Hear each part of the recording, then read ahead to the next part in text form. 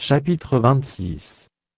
Lorsque Jésus eut achevé tous ses discours, il dit à ses disciples: Vous savez que la Pâque a lieu dans 2 jours, et que le Fils de l'homme sera livré pour être crucifié. Alors les principaux sacrificateurs, et les anciens du peuple se réunirent dans la cour du souverain sacrificateur, appelé Caïphe. Et ils délibérèrent sur les moyens d'arrêter Jésus par ruse, et de le faire mourir. Mais ils dirent que ce ne soit pas pendant la fête, afin qu'il n'y ait pas de tumulte parmi le peuple. Comme Jésus était à Béthanie, dans la maison de Simon le lépreux, une femme s'approcha de lui, tenant un vase d'albâtre, qui renfermait un parfum de grand prix, et, pendant qu'il était à table, elle répandit le parfum sur sa tête. Les disciples, voyant cela, s'indignèrent, et dirent: À quoi bon cette perte? On aurait pu vendre ce parfum très cher, et en donner le prix aux pauvres. Jésus, s'en étant aperçu, leur dit: Pourquoi faites-vous de la peine à cette femme? Elle a fait une bonne action à mon égard. Car vous avez toujours des pauvres avec vous, mais vous ne m'avez pas toujours. En répandant ce parfum sur mon corps, elle l'a fait pour ma sépulture. Je vous le dis en vérité, partout où cette bonne nouvelle sera prêchée, dans le monde entier, on racontera aussi en mémoire de cette femme ce qu'elle a fait. Alors l'un des 12, appelé Judas Iscariote, alla vers les principaux sacrificateurs, et dit: Que voulez-vous me donner, et je vous le livrerai? Et ils lui payèrent 30 pièces d'argent. Depuis ce moment, il cherchait une occasion favorable pour livrer Jésus. Le premier jour des pains sans levain, les disciples s'adressèrent à Jésus, pour lui dire: Où veux-tu que nous te préparions le repas de la Pâque? Il répondit: Allez à la ville chez un tel, et vous lui direz: Le maître dit: Mon temps est proche, je ferai chez toi la Pâque avec mes disciples. Les disciples firent ce que Jésus leur avait ordonné, et ils préparèrent la Pâque. Le soir étant venu, il se mit à table avec les 12. Pendant qu'il mangeait, il dit: Je vous le dis en vérité, l'un de vous me livrera. Ils furent profondément attristés, et chacun se mit à lui dire: Est-ce moi, Seigneur? Il répondit: Celui qui a mis avec moi la main dans le plat, c'est celui qui me livrera. Le Fils de l'homme s'en va, selon ce qui est écrit de lui. Mais malheur à l'homme par qui le Fils de l'homme est livré. Mieux vaudrait pour cet homme qu'il ne fût pas né. Judas, qui le livrait, prit la parole et dit: Est-ce moi, Rabbi? Jésus lui répondit: Tu l'as dit. Pendant qu'il mangeait, Jésus prit du pain, et, après avoir rendu grâce, il le rompit, et le donna aux disciples, en disant: Prenez, mangez, ceci est mon corps. Il prit ensuite une coupe, et, après avoir rendu grâce, il la leur donna, en disant: Buvez-en tous. Car ceci est mon sang, le sang de l'alliance, qui est répandu pour plusieurs, pour la rémission des péchés. Je vous le dis, je ne boirai plus désormais de ce fruit de la vigne, jusqu'au jour où j'en boirai du nouveau avec vous dans le royaume de mon Père. Après avoir chanté les cantiques, ils se rendirent à la montagne des Oliviers. Alors Jésus leur dit: Je serai pour vous tous, cette nuit, une occasion de chute, car il est écrit: Je frapperai le berger, et les brebis du troupeau seront dispersées. Mais, après que je serai ressuscité, je vous précéderai en Galilée. Pierre, prenant la parole, lui dit: Quand tu serais pour tous une occasion de chute, tu ne le seras jamais pour moi. Jésus lui dit: Je te le dis en vérité, cette nuit même, avant que le coq chante, tu me renieras 3 fois. Pierre lui répondit: Quand il me faudrait mourir avec toi, je ne te renierai pas. Et tous les disciples dirent la même chose. Là-dessus, Jésus alla avec eux dans un lieu appelé Gethsémane, et il dit aux disciples: Asseyez-vous ici, pendant que je m'éloignerai pour prier. Il prit avec lui Pierre et les 2 fils de Zébédée, et il commença à éprouver de la tristesse et des angoisses. Il leur dit alors: Mon âme est triste jusqu'à la mort, restez ici, et veillez avec moi. » Puis, ayant fait quelques pas en avant, il se jeta sur sa face, et pria ainsi: « Mon Père, s'il est possible, que cette coupe s'éloigne de moi.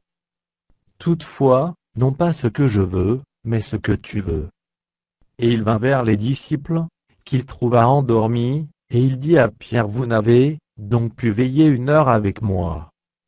Veillez et priez, afin que vous ne tombiez pas dans la tentation. L'esprit est bien disposé, mais la chair est faible. » Il s'éloigna une seconde fois, et pria ainsi: « Mon Père, s'il n'est pas possible que cette coupe s'éloigne sans que je la boive, que ta volonté soit faite. » Il revint, et les trouva encore endormis, car leurs yeux étaient appesantis. Il les quitta, et, s'éloignant, il pria pour la 3e fois, répétant les mêmes paroles.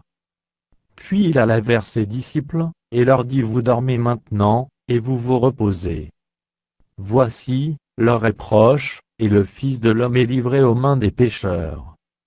Levez-vous, allons, voici, celui qui me livre s'approche. » Comme il parlait encore, voici, Judas, l'un des 12, arriva, et avec lui une foule nombreuse armée d'épées et de bâtons, envoyés par les principaux sacrificateurs, et par les anciens du peuple. Celui qui le livrait leur avait donné ce signe: « Celui que je baiserai, c'est lui, saisissez-le. » Aussitôt, s'approchant de Jésus, il dit: « Salut, Rabbi. » Et il le baisa. Jésus lui dit: « Mon ami, ce que tu es venu faire, fais-le. » Alors ces gens s'avancèrent, mirent la main sur Jésus, et le saisirent. Et voici, un de ceux qui étaient avec Jésus étendit la main, et tira son épée, il frappa le serviteur du souverain sacrificateur, et lui emporta l'oreille. Alors Jésus lui dit: « Remets ton épée à sa place, car tous ceux qui prendront l'épée périront par l'épée. Penses-tu que je ne puisse pas invoquer mon Père, qui me donnerait à l'instant plus de 12 légions d'anges? Comment donc s'accompliraient les Écritures, d'après lesquelles il doit en être ainsi ?» En ce moment, Jésus dit à la foule: « Vous êtes venus, comme après un brigand, avec des épées et des bâtons, pour vous emparer de moi. J'étais tous les jours assis parmi vous, enseignant dans le temple, et vous ne m'avez pas saisi. Mais tout cela est arrivé afin que les écrits des prophètes fussent accomplis. » Alors tous les disciples l'abandonnèrent, et prirent la fuite. Ceux qui avaient saisi Jésus l'emmenèrent chez le souverain sacrificateur Caïphe, où les scribes et les anciens étaient assemblés.